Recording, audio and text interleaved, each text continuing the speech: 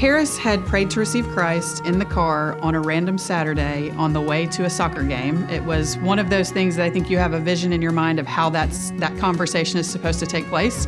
And he started asking questions, and my mom and I were driving, and the next thing you know, I'm leading him in a prayer to ask Jesus into his heart. The conversations then go into, well, do you want to get baptized? And he had a lot of questions around what is baptism? What does it mean? And so when I saw Natalie send out the email for the baptism class, I really jumped at the chance because I wanted him to be in an environment where someone other than myself could break down for him what baptism means, why it's different than what happened before, and why it's an important step in his walk with Christ. So our class is a 5-week class that's taught twice a year. So there's a session that runs in the fall and a session that runs in the spring. We are thankful that we have had so much interest that we've actually expanded it to more than one class. So this past session, I taught the older kids, 3rd through 5th grade, and then Team Meeks taught the younger kids from kindergarten through 2nd grade. The children do have homework, but it is a great opportunity for parents to step into this process with their children. I wasn't really sure what to expect. I was thrilled when I got the workbook that they were going to be using because I knew that was going to give us a guide to be able to help him at home and help have those conversations and help break it down even more in a way that he would understand.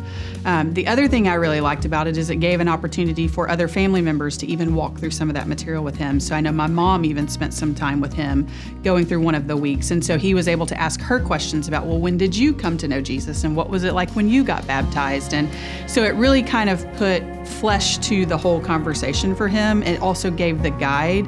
He's in 2nd grade, he's 8 years old, and so he's a boy. So when you take him anywhere, I'm gonna have fun. And so I think it set the tone so he knew when he was coming to church that he was in a class where they were gonna have these serious conversations and really dig deeper. And so it kind of helped get his mind right walking into the class knowing that we had done the work before. And it was a very intentional walkthrough, step by step, starting with baptism, learning about the church, and kind of walking him through what it means to truly be a Christian. We give real life examples. We talk about things that the kids can relate to. So it's not like sitting in a sermon where things are going over their head, but it is at their level and they are getting questions that are real life things that they will experience, and then they get to share their testimonies. That's really my favorite week, where they learn to start talking about what God has done in their hearts and in their lives and encourage one another. And it encourages me, especially as the teacher, to see the growth that happens from the beginning of the class to the end. I asked Harris when the class ended, what did you take away from this? We had a conversation on the way home from church that Sunday, and I said, what is your big takeaway? And his only takeaway was, Miss T taught us that we are not supposed to let anyone talk us into getting baptized. I said, okay, no one is talking you into getting baptized.